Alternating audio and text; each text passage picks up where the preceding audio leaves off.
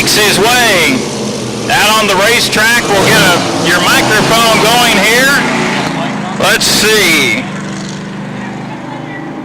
I've lost Debbie.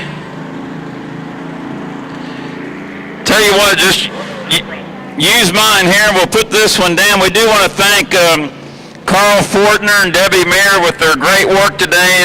The PA, Carl's been doing the streaming, and it's www.video1us.us, and we got one more to go here, day number 1 of 2, and it's a doozy.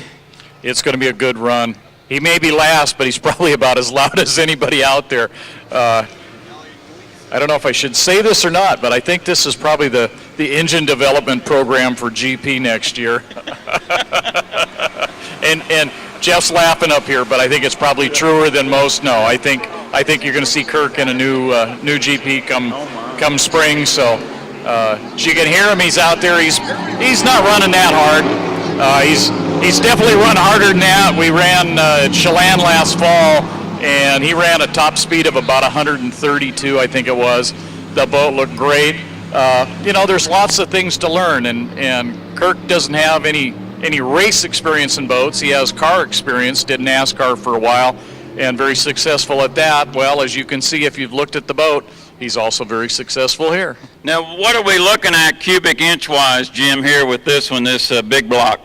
Well, it should be a 427. That may be a little bigger than that, but we're not racing. We're not confined to a specific rule like, say, 5 liter is, where it's, if you go over, you're done. Right. Take it home.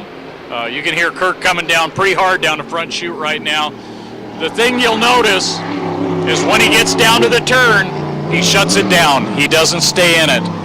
These boats don't turn like the new boats do, so if you try and drive that thing into the turn like they do these competition boats, we'll be out there picking him up, and we don't need that. Well, that's another thing with racing in yesteryear. It was hammer down in the chutes, and it took a lot of technique and skill to wrestle them around the corner in the old days. Well, a lot of the guys claim you had to drive them like a sprint car. You go down, throw it in the turn, and just put your foot in it and keep wrestling. And they hop and buck, and they do all kinds of things that you don't want. But that's the way the narrow transom boats were. They just wouldn't stay up on top. And you can hear him. He's on it pretty hard right now. So doing well. I'm not sure just how fast he's going, but it's a great show. And like I say, I think this is the development program for next year. But it's always fun to watch. They come so well prepared. They've got lots of equipment. It is absolutely spotless and meticulously prepared. And I've seen him wipe that thing down about 6 times a day and polish it as well.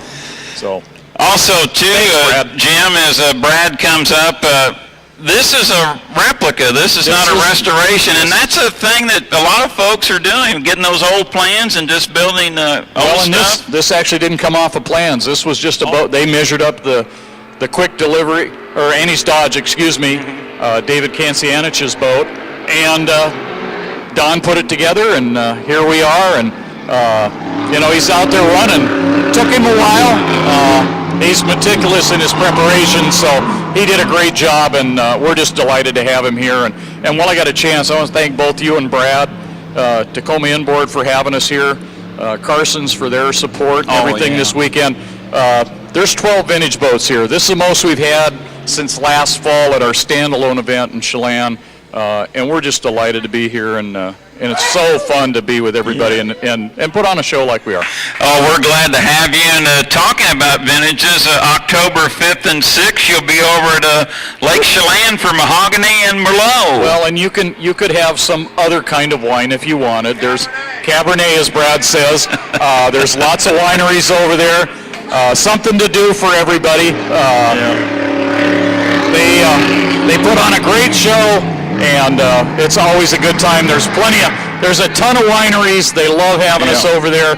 So come and join us. It's a great weekend, and I wish you were out here on the West Coast. We'd have you over there too. I would come if I was out here, but a little bit far to travel on the weekend from Madison out to Lake Chelan. I want to get to Lake Chelan someday. I understand it's just so beautiful. It is an incredible place. The lake is well over 600 feet deep in places, and At some places it goes up just as quick as it goes down on the beaches around there. But they have a beautiful park in town.